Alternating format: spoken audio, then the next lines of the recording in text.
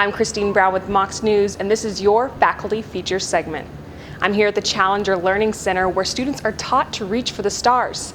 I met with Director Thomas Patty, who tells us all about it.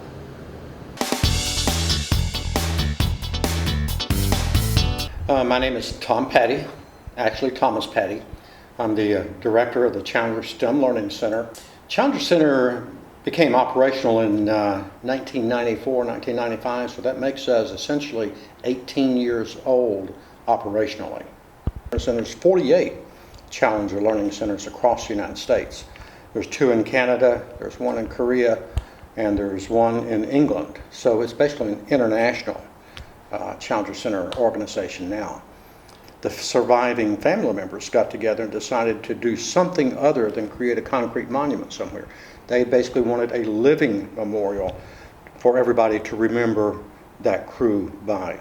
Primarily, the goal of the Challenger Center concept is to interest middle school students and show them that if they want to stay in the areas of science, technology, engineering, and math, that it's possible. There has been created some mission simulations. A rendezvous with a comet, that was the part of the mission of the Challenger crew before the Challenger exploded. But as we deal with students here on the campus, we're aligned under the College of Education, so we have some pre-service teacher, those still studying to become teachers, to come down and participate in programming with those middle school age students who come in down to the point of facilitating some in our mission simulations, and also actually having the opportunity to do some of the instruction, design and development and presentation to those students that come. Come by and take a look, ask questions. It amazes me sometimes that I see hundreds, if not thousands, of students walk by over the years. And I can go across campus, but this is not just something to the students, it's something to the faculty as well. Do you know about the Challenger Center? Do you know what we do? And a lot of folks say no. You generally don't see this on a university campus. If any student on this campus would like to find out who we are and what we're doing and etc., my staff and I welcome them at any time to come in. UTC officials have determined that beer will not be sold at Finley Stadium. With Mocs News, I'm Emily Kulick. That is nothing that's being discussed here at the university. It's something we want to pursue. It is something that a reporter at the Times Free Press asked me about a couple of months ago, and I told him that that is nothing that we are pursuing.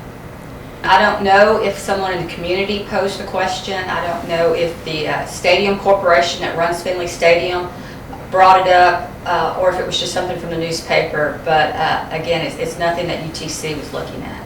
We are one of the partners that use Finley Stadium, and it's sort of known as the home of the Mocs.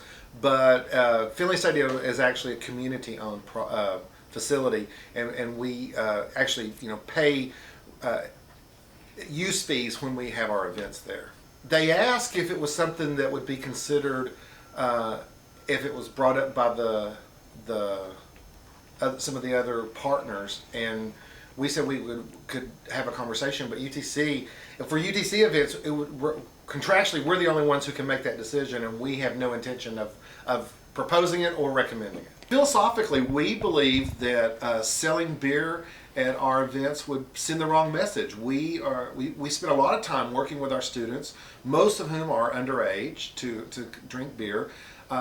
We work with them to have a responsible relationship with alcohol. We talk about the troubles of binge drinking, and we don't allow it on campus. And so to serve it at our events where we want our students to come sort of sends a mixed signal, and it's just not something we plan to do.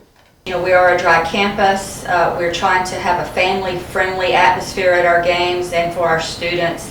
And so selling of alcohol could hamper that. Also the safety concerns. You have to usually drive to get to Finley Stadium, so I would not want to promote drinking and driving.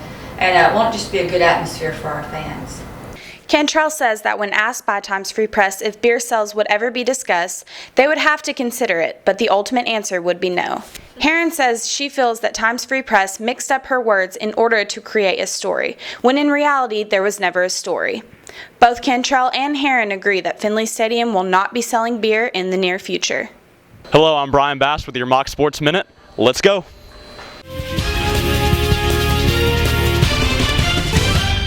Our soccer team and volleyball team each had tough weekends, but they look to get back on track as they head to the coast to face the College of Charleston and the Citadel this weekend. Also, our men's golf team had a very solid weekend as they finished 4th of 15th in the Brickyard Invitational down in Macon, Georgia. I'm now going to go to Matt Cates for your football update for the weekend.